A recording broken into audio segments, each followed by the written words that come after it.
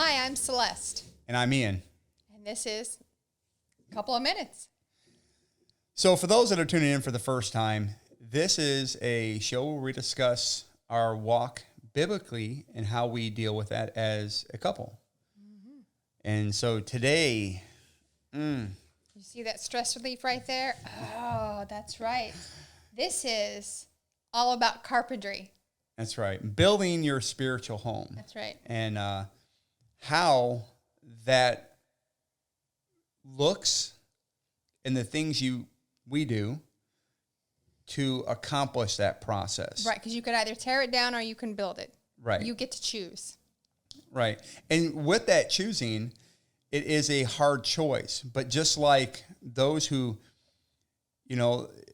poverty is hard when you're living in it. It's hard. Or being financially disciplined, that's hard. Mm-hmm. But it's a choice, and you'll choose your hard. And how do you overcome it? Right. And so we learned quickly for us to have a home that was Messiah-centered, centered on Yeshua and following after the principles as outlined according to Scripture and being in line with Yod-Heh-Vav-Heh's statutes, his principles, his ordinances, his Torah, that required us to be active in that role. Right. And so we quickly we did the simple things, right? We got rid of certain music we were listening to. We changed what we watch. Changed what we wore, attire. Right.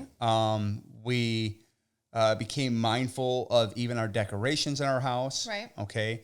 And we went as far as thinking the concept that, and we were led through prayer, that concept, and some people thought we were pretty morbid about it, that even if our house was broken into and, Lord willing, this doesn't happen, but we were murdered in that process or we died in our house because of that situation, would our house testify of who we followed and what type of people we are? Right. So would it be a witness for us? Right. And so we haven't made it into I don't want to say like, a religious museum, No. But we have enough things around the house that speak of our love for our Messiah. Right. And there's not a person that can come into our life and not know who we are. Right. Come into the house or whatever, delivery people or anything else. They're going to see something. And that speaks genuinely of who we are and what we believe. And so, one of the conversations when we were putting up some stuff, you would ask, putting a few of the things up, you're like, oh, well, we could do this. And me, oh, or we could do this. And it started a wonderful discussion. Discussion.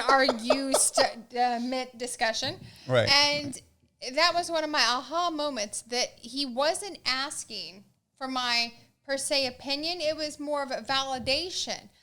And, he was wanting me to agree with him that could be. And it was like, you know what? I guess sometimes I do that too. I'm not really wanting something open for debate. I'm not really wanting the good idea fairy to step in. I'm needing somebody at that moment to tell me that, yeah, my idea is good. And so we have to sometimes realize or get to know our significant other enough to know when they're needing that moment of building up an edification and when they're genuinely wanting to brainstorm a few ideas. At that moment, we were trying to get stuff put up. It had been moved in to a new place and had just needed to get stuff up and done and put away. And we didn't need to have a couples conference on how things were going to be put up. And so I was like, okay, no. So trying to learn from things like that, of realizing that I could start an argument and just be a brat and go pout, or that does look good, that's okay. And so just realizing that I can build our family together, or I can divide us, and then our sons can see that too, and I could tear us down then. Right. And so the caveat on what you're saying, the mechanism that's there is that learning when to die to something versus pushing that envelope and causing strife.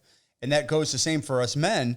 When we go to make a suggestion about something, it would be really wise of us to incorporate their thought. What do you think of this way or that way, or do you have an idea? It's a simple little thing you can do that you're incorporating your partner into those decisions. Right. Well, I hate to say it, child psychology or anything else. You could ask a kid, what do you want to do? Or would you like to do this or this? These are your boundaries. These are your options. So then the rest is not open for negotiation. It is you get one or the other. So when we approach our partner and stuff, if we ask something open-ended like that to where it could be the sky's the limit, and then we get everything, and it causes an argument, we walked into it. We opened it up. But if we go to them with this option or this option, or I just need... yes, is this okay or not? Maybe learning what each other are saying and then being more concise with what we're asking.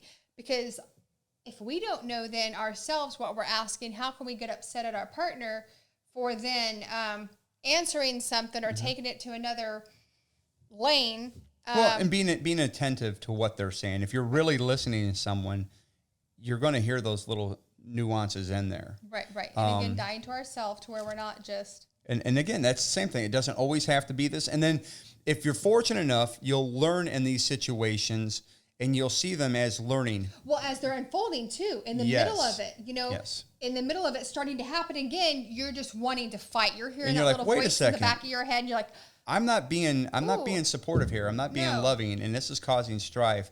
Hey, I realized I said this and I'm seeing in my wife, she's actually looking as if I'm not loving her. I've got to readdress this. I got to adjust my compass because I'm off. So that's building that spiritual home, is understanding there are moments you're going to have to die to a suggestion, to an idea of your spouse. And there are times when, okay, let's have a discussion about this because I think it should be this, but you're thinking that, okay, then the thing that should be coming next in that process, where's our compromise?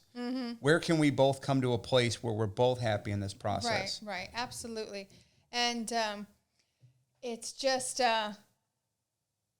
it's a constant struggle and it's a constant learning process. I mean, you never want to stop learning.